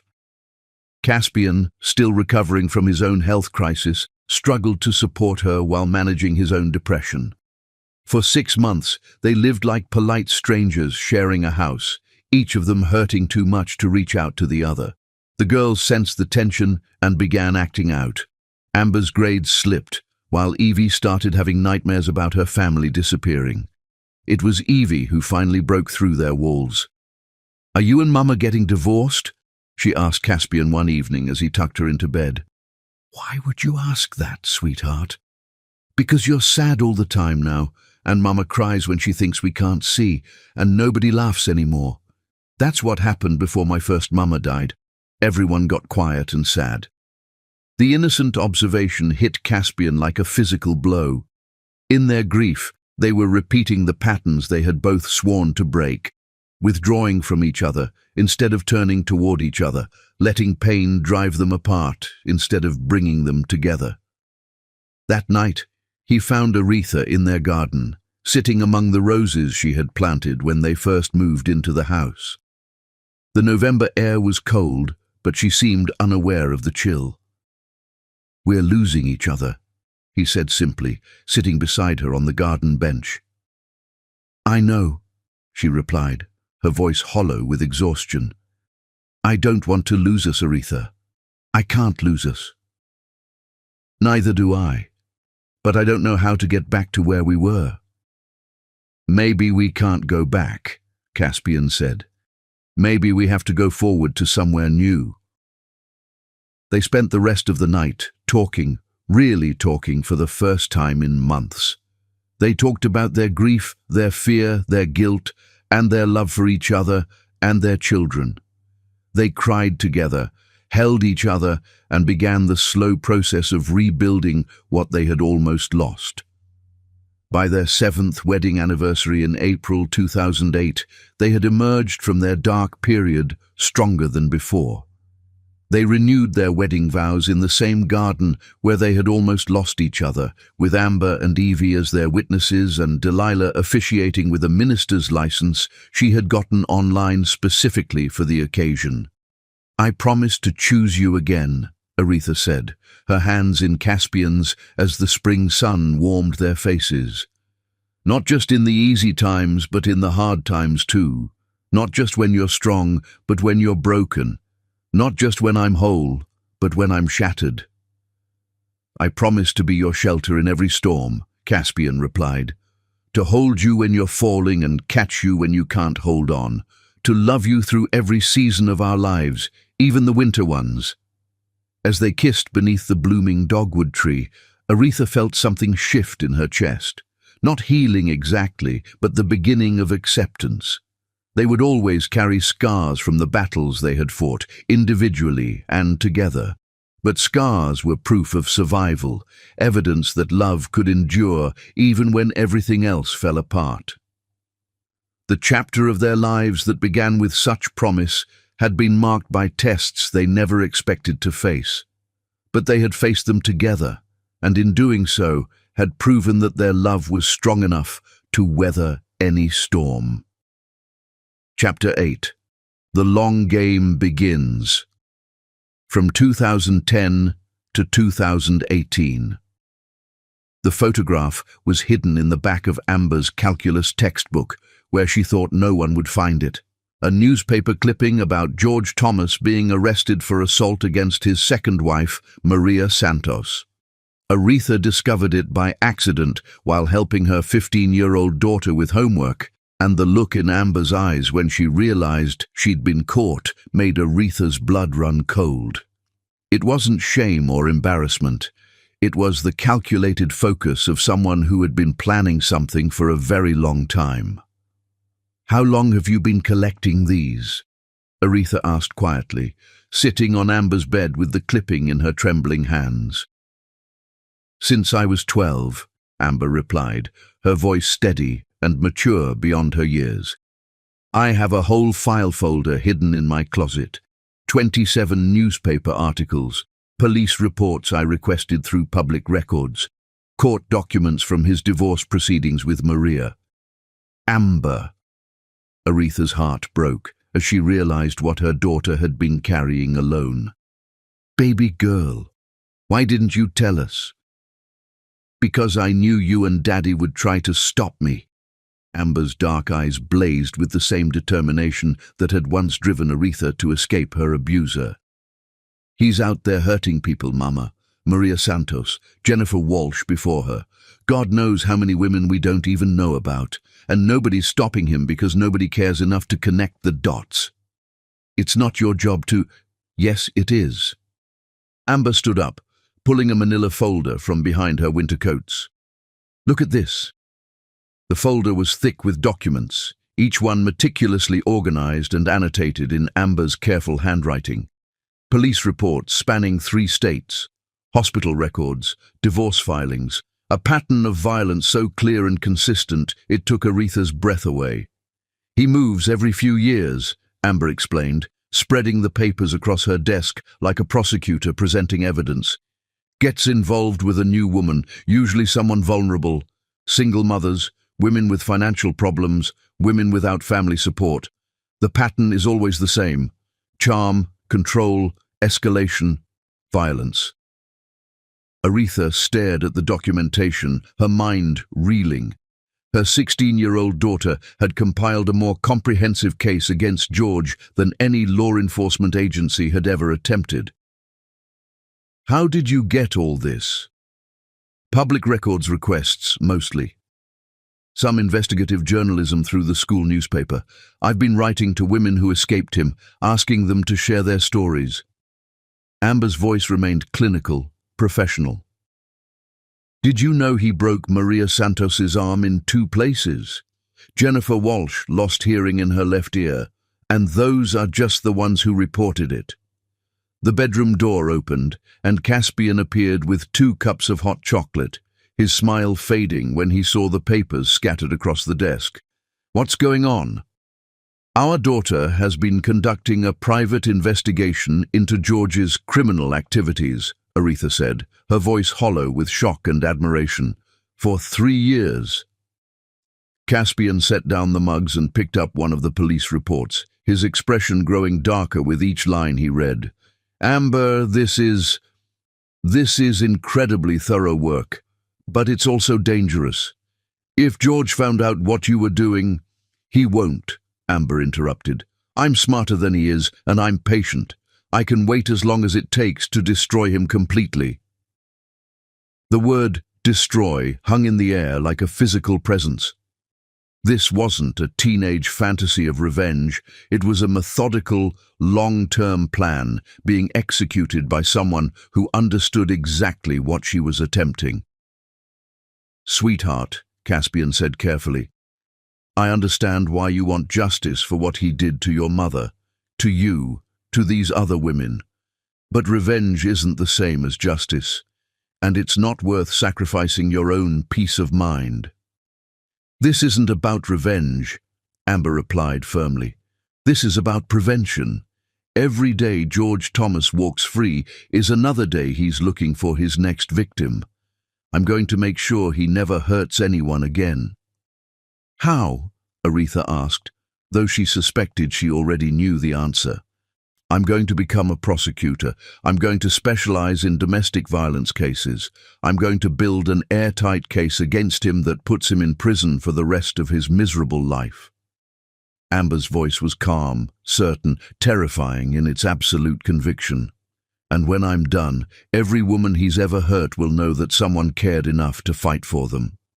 The next 8 years transformed Amber from a determined teenager into a force of nature. She graduated as valedictorian from North Atlanta High School in 2013. Her acceptance speech focusing on the responsibility privileged people had to protect the vulnerable. Her acceptance to Harvard Law School was never in doubt. Her grades were perfect. Her extracurricular activities focused on legal advocacy, and her personal statement about using law to protect domestic violence victims brought the admissions committee to tears. At Harvard, she threw herself into her studies with the single-minded determination of someone with a specific mission. She clerked for a federal judge who specialized in criminal cases, interned with the Massachusetts Attorney General's office, and wrote law review articles about prosecuting domestic violence cases when victims were reluctant to testify. Her professors noted her unusual combination of empathy and ruthlessness. She could comfort a traumatized witness one moment and devastate a defense attorney's argument the next. During her second year, she called Aretha with news that was both triumphant and terrifying. "I've been accepted into the clinic program," Amber said, her voice crackling through the phone connection. "I'll be working on real cases involving domestic violence prosecution." "That's wonderful, baby girl," Aretha replied, though she heard the underlying tension in her daughter's voice. "What aren't you telling me?" "I found him, Mama. George is living in Boston now, and he's engaged to a woman named Patricia Chen. She has 2 young daughters." Aretha's blood turned to ice. "Amber, you cannot—" "I'm not going to do anything illegal or unethical," Amber interrupted.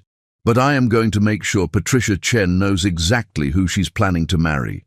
And if he so much as raises his voice to her or those children, I'll be ready." True to her word, Amber began what she called protective surveillance. She befriended Patricia Chen at a coffee shop near her apartment, gradually earning her trust without ever revealing their connection. When George's behavior began to escalate, controlling Patricia's finances, isolating her from friends, showing excessive interest in disciplining her daughters, Amber was there to document everything.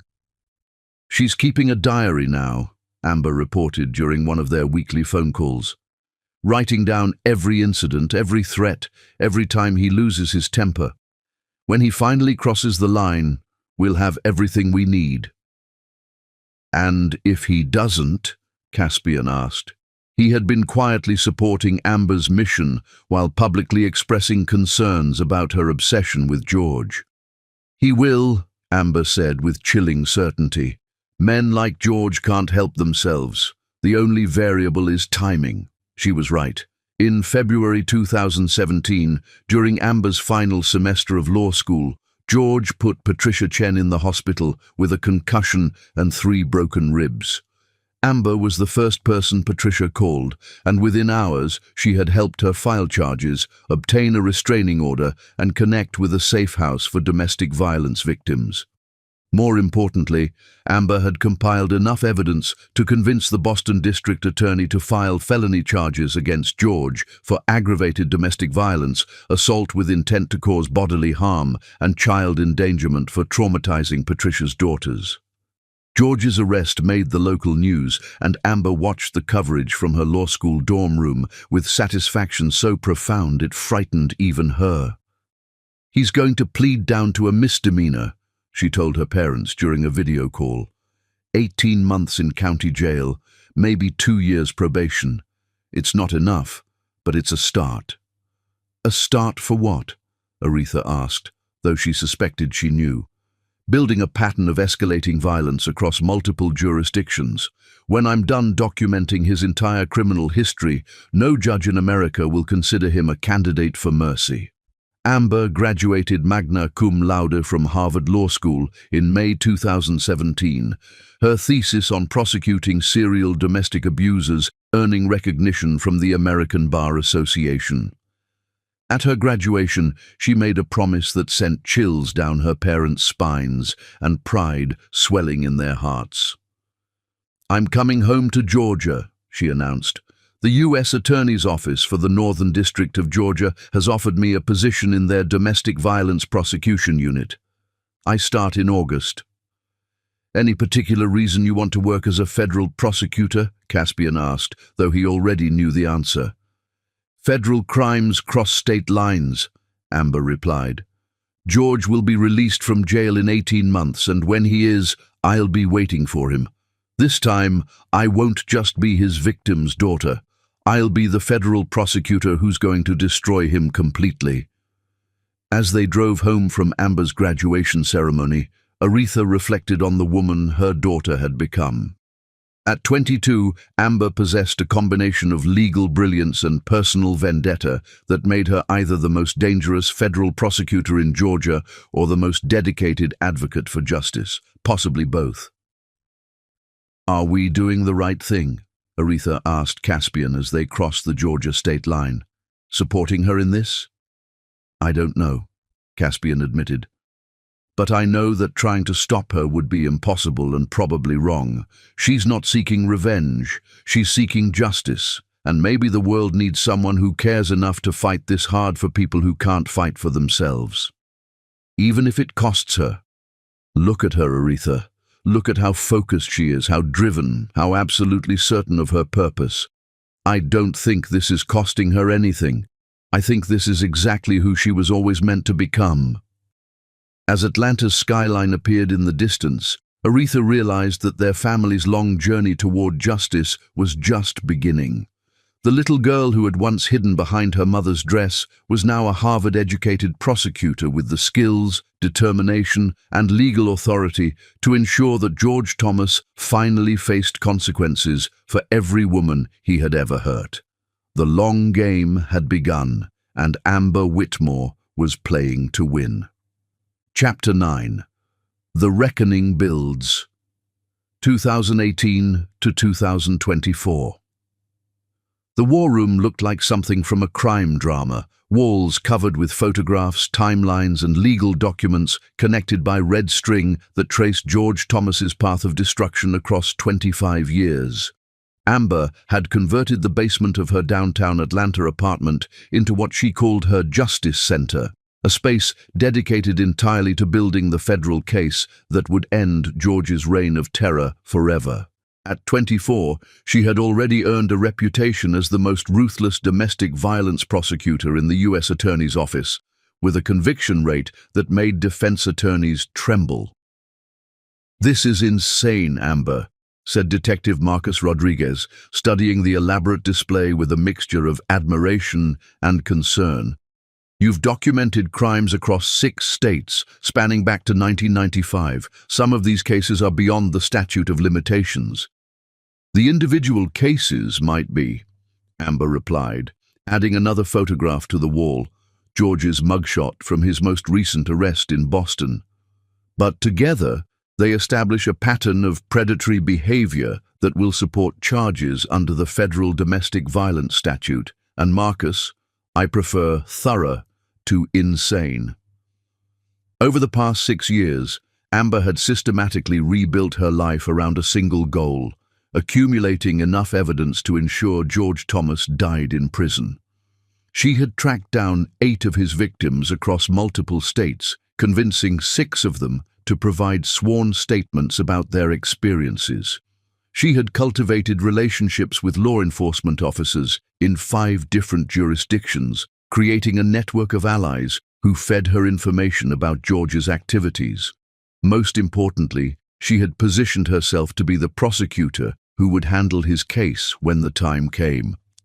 "The beauty of the federal domestic violence statute," she explained to Marcus as they reviewed her latest evidence, "is that it covers crimes that cross state lines and allows us to prosecute patterns of behavior rather than individual incidents. Medical records, police reports, witness statements, financial documents showing how he isolated and controlled them across multiple jurisdictions. And you have all of that. I have more than that." Amber pulled out a thick file labeled Financial Crimes. George has been committing tax fraud for 15 years, using his victims' social security numbers to open credit accounts, forging documents to access their savings accounts.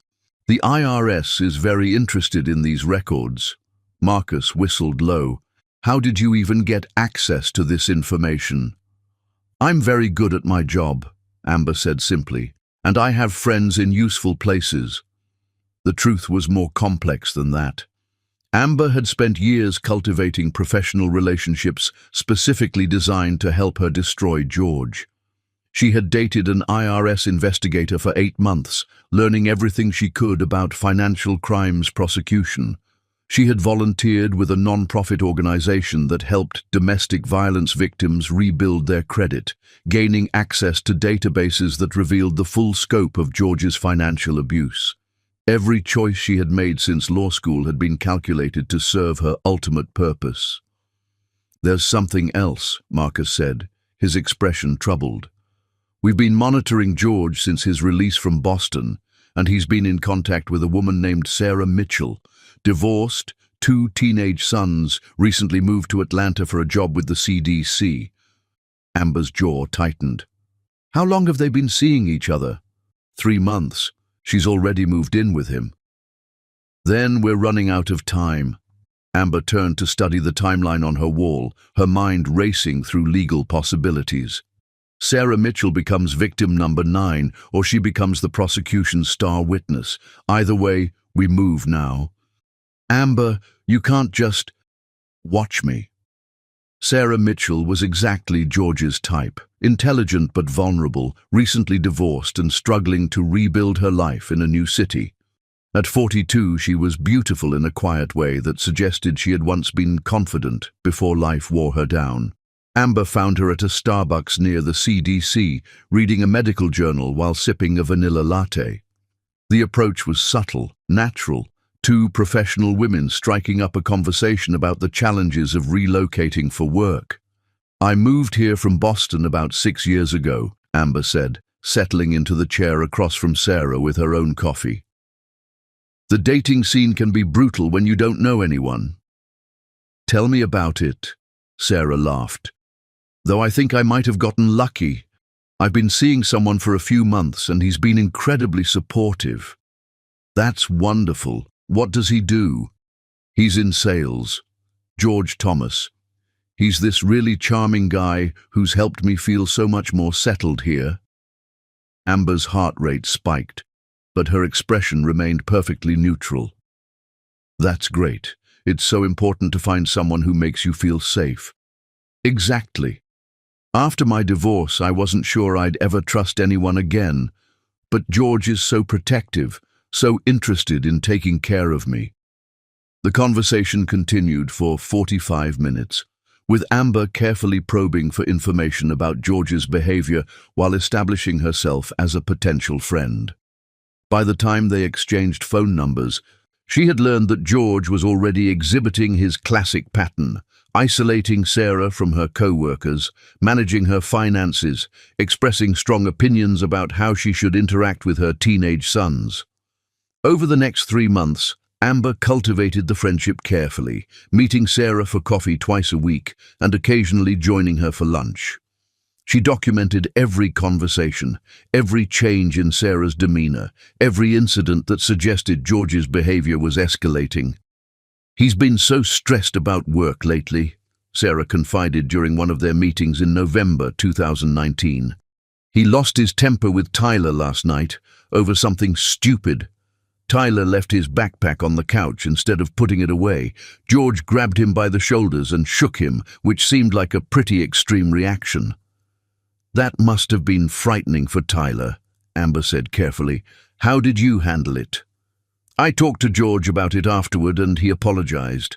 He said he's been under a lot of pressure at work and that he didn't mean to lose control. He promised it wouldn't happen again. And do you believe him? Sarah was quiet for a long moment. I want to, but there's something about the way he looked at Tyler in that moment. It reminded me of my ex-husband right before things got really bad.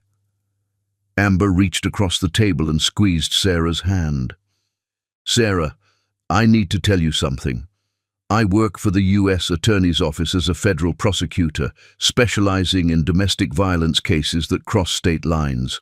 What you just described, the escalation, the apologies, the promises to change, it's a textbook pattern. Are you saying you think George is abusive? I'm saying I think you should trust your instincts. And I'm saying that if you ever feel unsafe, you have someone who will believe you and help you. The revelation that her new friend was a prosecutor could have ended their relationship, but instead it seemed to give Sarah permission to acknowledge concerns she had been suppressing. Over the following months, she began sharing more troubling incidents, George monitoring her phone, criticizing her parenting, making increasingly violent threats when he was angry. In March 2020, George hit Sarah for the first time. "It was a slap," Sarah said when she called Amber from the hospital parking lot. "He said I embarrassed him at dinner by contradicting something he said in front of his friends. He apologized immediately, said he'd never done anything like that before, promised it would never happen again." "Sarah, where are you right now?" "At the emergency room. I told them I fell, but I think the nurse knew I was lying." "Stay right there.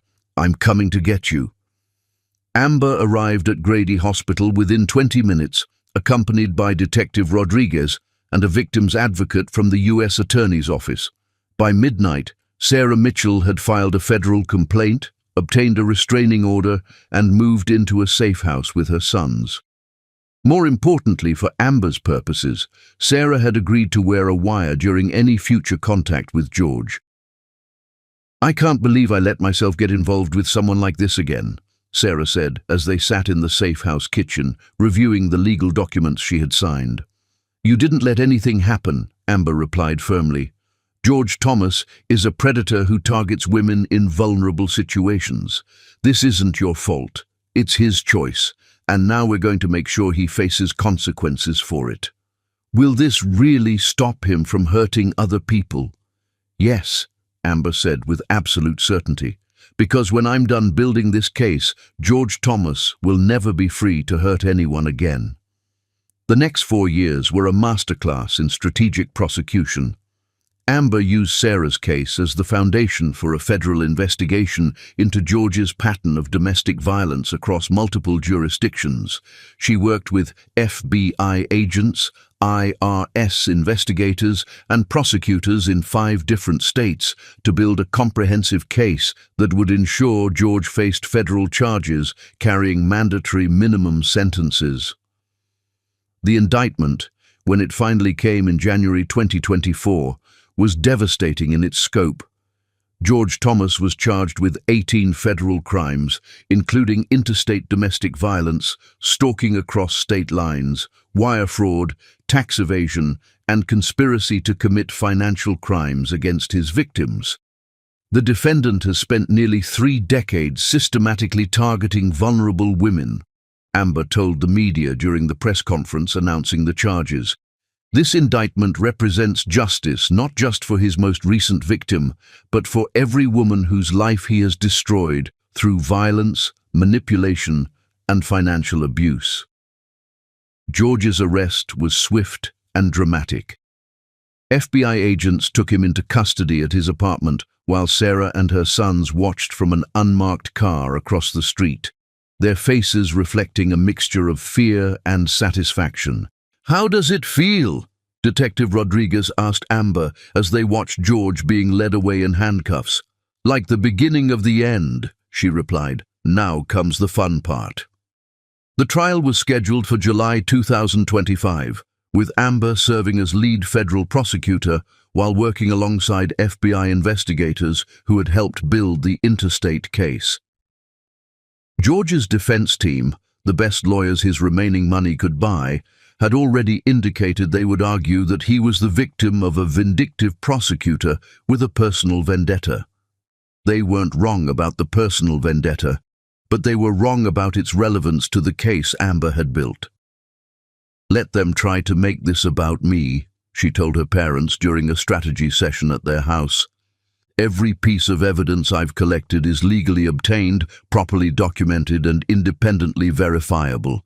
George's guilt isn't a matter of opinion, It's a matter of public record spanning 26 years. As the trial date approached, Aretha marveled at the woman her daughter had become. At 29, Amber possessed a combination of legal brilliance, moral certainty, and personal drive that made her virtually unstoppable. She had transformed her childhood trauma into a weapon for justice that would protect countless other women. "Are you ready for this?" Caspian asked his daughter during one of their preparation sessions. "I've been ready for 26 years, Amber replied.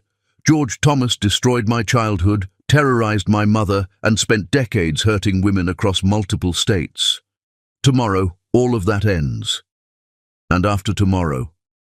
After tomorrow, I get to spend the rest of my career making sure men like him face consequences for their choices. But first, I get to look George Thomas in the eye and tell him exactly what I think of him." As July 2025 dawned bright and hot over Atlanta, 3 generations of women who had refused to be broken prepared to witness the final destruction of the man who had tried to destroy them. The reckoning was about to begin. Chapter 10. Forever Begins Now. July 2025. The garden had never looked more beautiful than it did on this perfect July evening, with 26 years of careful tending having transformed Aretha and Caspian's backyard into something that belonged in magazines, but felt like home. White lights twinkled in the ancient oak trees, casting dancing shadows across tables laden with Delilah's famous sweet potato pie recipes and flowers from every corner of Georgia. The magnolia tree Caspian had planted for their first anniversary now towered over the celebration, its glossy leaves whispering secrets to the warm summer breeze. "Mama, stop fussing with the flowers," 30-year-old Amber laughed, gently pulling Aretha away from the centerpiece she was adjusting for the 3rd time. "Everything is perfect. You taught me that perfection comes from love, not from moving roses 2 inches to the left." Aretha stepped back and surveyed the scene with the satisfaction of a woman who had learned to recognize happiness when she was living in it. Their 24th wedding anniversary party was exactly what she had dreamed of. Family and chosen family gathered together, multiple generations celebrating the love that had created them all. "You're right," she said, smoothing her pale blue dress, a far cry from the one George had hated so many years ago, but chosen with the same defiant joy. "I just want everything to be perfect," 28-year-old Evie finished, appearing beside them with her characteristic efficiency. "And it is perfect, Mama, because we're all here, we're all healthy, and we're all happy. What else could you possibly want? What else indeed?" Aretha looked around at the gathering and felt her heart swell with gratitude so profound it almost hurt. The twins, now 14 and impossibly tall, were regaling their great-aunt with stories about their upcoming freshman year of high school. Maverick planned to join the debate team and had already expressed interest in Amber's alma mater, while Magnolia was torn between art classes and advanced science, her interests as varied as her grandmother Delilah's had been. "They're going to be fine," Caspian said, appearing at Aretha's elbow with 2 glasses of champagne and the ability to read her thoughts that came from spending half a lifetime together. At 54, he was more handsome than ever, his hair silver at the temples and his blue eyes still capable of making her heart skip beats. "I know they are," Aretha replied, accepting the champagne and the kiss he pressed to her temple. "I just marvel sometimes at how different their childhood is from ours. They've never known fear, never doubted their worth, never questioned whether they're loved." "That's the point," said a familiar voice behind them. They turned to find Danny Murphy, now 60, and still the most honest mechanic in Atlanta, approaching with his wife and grandchildren in tow. "Y'all broke the cycle. These kids get to start from a place of safety instead of having to fight their way to it." As if summoned by the conversation about family legacies, Amber moved to the center of the garden and called for attention. "Before we eat all of Mrs. Patterson's famous fried chicken," she began, grinning at their elderly neighbor who had become family decades ago, I have some news to share." The garden fell quiet. 43 people ranging in age from 4 to 87 waiting to hear what Atlanta's youngest partner at a major law firm had to announce. "David and I are engaged," Amber said simply, her smile radiant as she held up her left hand to display a vintage emerald ring that had belonged to her fiancé's grandmother. "And before anyone asks, yes, we want Daddy to officiate the ceremony." The cheer that went up could probably be heard 3 blocks away. Caspian, who had gotten his ministerial license online years ago to perform wedding ceremonies for clients who had become friends, looked stunned and honored. "I've been waiting 30 years to walk you down the aisle," he said, pulling Amber into a bear hug that lifted her off her feet despite her professional stature.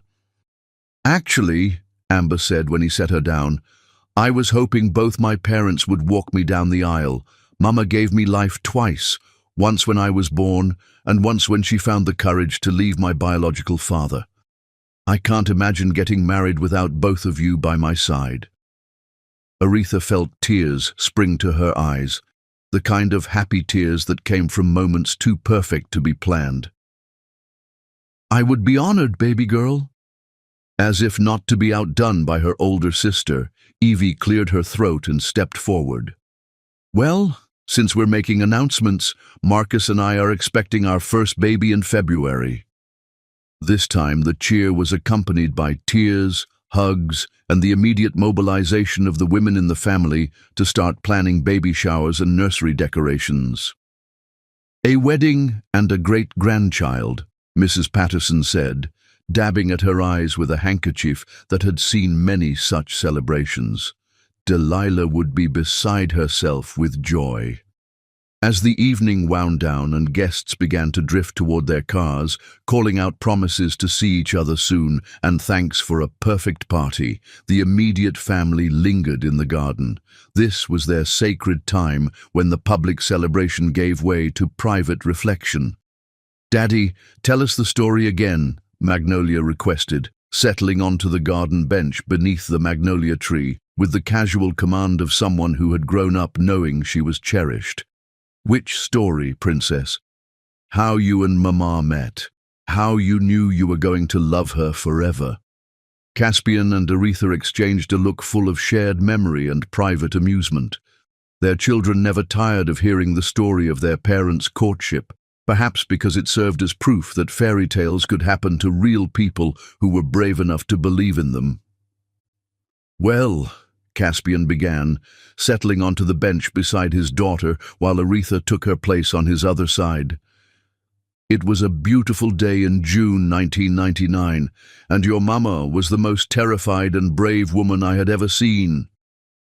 As he told the familiar story, courthouse meeting, flower shop visits, Sunday picnics in the park, Aretha marveled at how their beginning had contained all the seeds of their forever. Even in those early days, when she was still learning to trust and he was still learning to hope again, they had been building toward this moment, this garden, this family that felt as natural as breathing. "The end," Maverick said when Caspian finished the story with their wedding day. "No," Aretha corrected gently, "not the end, the beginning. Every day we choose each other is a new beginning."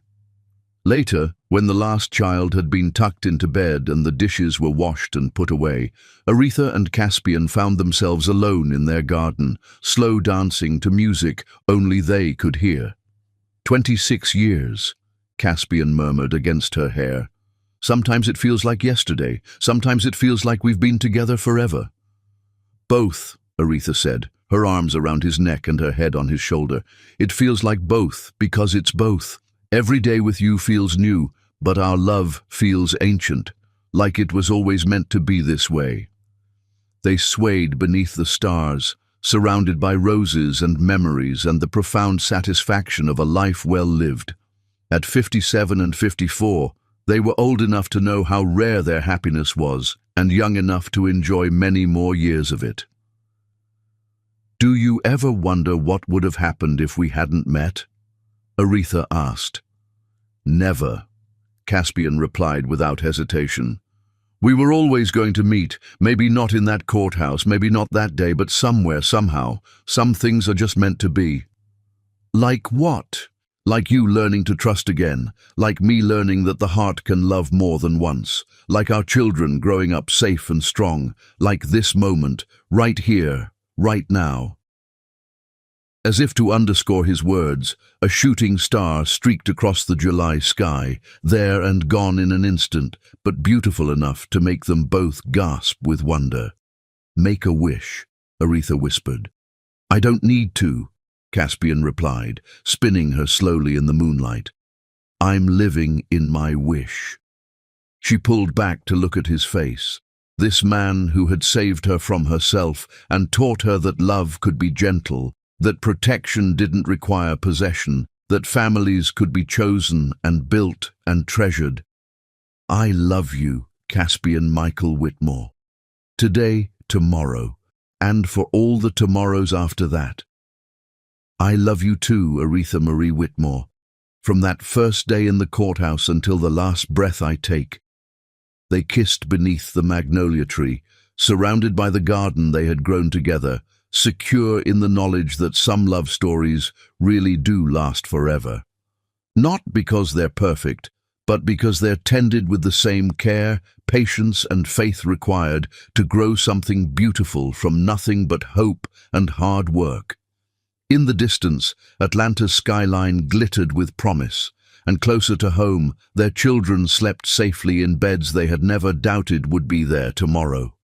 This was the life they had built together, not perfect, but perfectly theirs, rooted in choice and watered with the kind of love that only grows stronger with time. Forever had finally begun. Thanks for watching, and I love you.